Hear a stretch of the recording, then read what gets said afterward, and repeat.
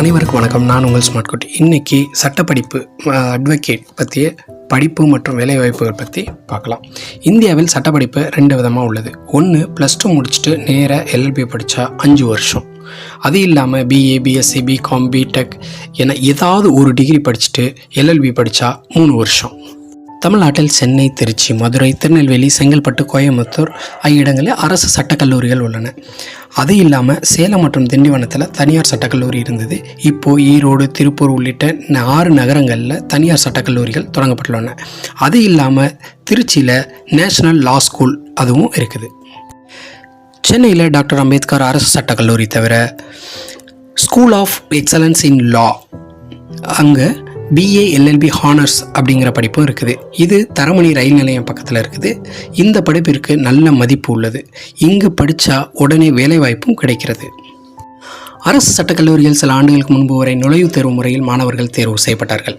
ஆனால் இப்போ முழுக்க +2 மதிப்பெண் மட்டுமே கணக்கில் எடுத்துக்கொள்ளப்படுகிறது. தமிழக சட்டக்கல்லூரிகளை பொறுத்தவரை அரசு கல்லூரி எனில் +2வில் 80 முதல் 90% வரை மதிப்பெண் எடுத்திருந்தால் ஈஸியாக சீட்டு கிடைக்கும். மேலே சொன்ன இந்த ஸ்கூல் ஆஃப் எக்ஸலன்ஸ் இன் லா சோயலில் படிக்கிறதுக்கு 85க்கு மேலே % இருந்தால் சீட் கிடைக்க வாய்ப்புகள் அதிகம். அரசு கல்லூரி மற்றும் சோயல் 2லுமே +2வில் எந்த பாடத்திட்டத்தில் படிச்சிருந்தாலும் சேரலாம். காமர்ஸ் குரூப் தான் படிச்சிருக்கணுன்ற அவசியம் இல்லை. நீங்கள் maths, physics, computer science, biology எது படிச்சிருந்தாலும் +2வில் நீங்கள் டைரெக்டாக BA LLB ஜாயின் பண்ணலாம். கவர்மெண்ட் லா காலேஜில் படித்தா செலவு ரொம்ப கம்மி தான். வருஷத்துக்கான செலவு, அதாவது டேர்ம் ஃபீஸ், எக்ஸாம் ஃபீஸ் உள்ளிட்ட செலவு ஒரு 10,000 15,000க்குள்ளே முடிஞ்சிடும். ஹாஸ்டலில் தங்கி படித்தா அதுக்கான செலவு அந்தந்த ஊரை பொறுத்து மாறும். அது இல்லாமல் சோயலில் வருஷத்துக்கு ஒரு 60 முதல் 80,000 வரை செலவாகும். ஃபுல் டைம் இல்லாமல் லா படிக்கிறதுக்கு ஆந்திரா, கர்நாடகாவில் நிறைய காலேஜ் இருக்குது. இங்கும் LLB, BLLLB 2மே படிக்கிறாங்க. ஆனால் இது பார் கவுன்சிலில் ரெஜிஸ்டர் பண்ணுறதுக்கோ நீங்கள் வக்கீலாக ப்ராக்டிஸ் பண்ணுறதுக்கோ பயன்படாது. ஏன் அப்படின்னா முழு நேராக சட்டப்படிப்பு படித்தால் மட்டுமே பார் கவுன்சிலில் ஏற்றுக்குவாங்க, நீங்கள் வக்கீலாக ப்ராக்டிஸ் பண்ண முடியும். நாலேஜுக்காகவோ இல்லை ப்ரொமோஷனுக்காகவோ இந்த பார்ட் டைம் நீங்கள் படிச்சுக்கலாம்.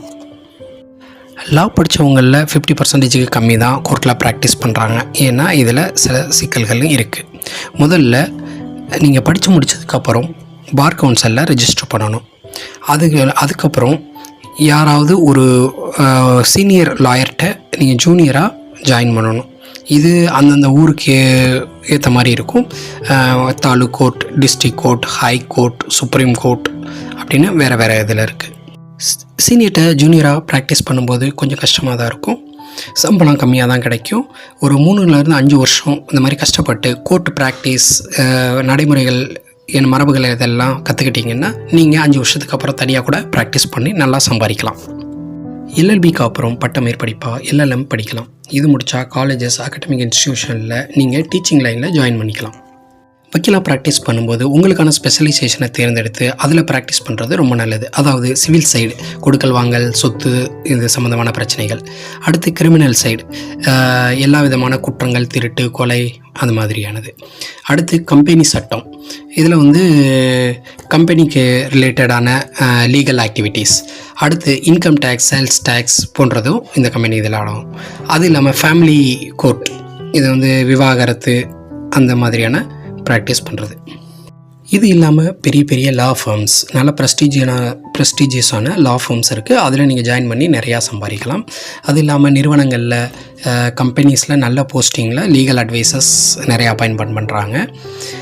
அது இல்லாமல் நம்ம சிவில் சர்வீஸ் சைடு, அதாவது IAS, IPS போன்ற எக்ஸாம்ஸை கிளியர் பண்ணுறது ஈஸி. ஏன்னா நமக்கு பொலிட்டிக்கல் சயின்ஸ் இதெல்லாமே சப்ஜெக்ட்லேயே படிக்கிறதுனால ரொம்ப ஈஸியாக இருக்கும்.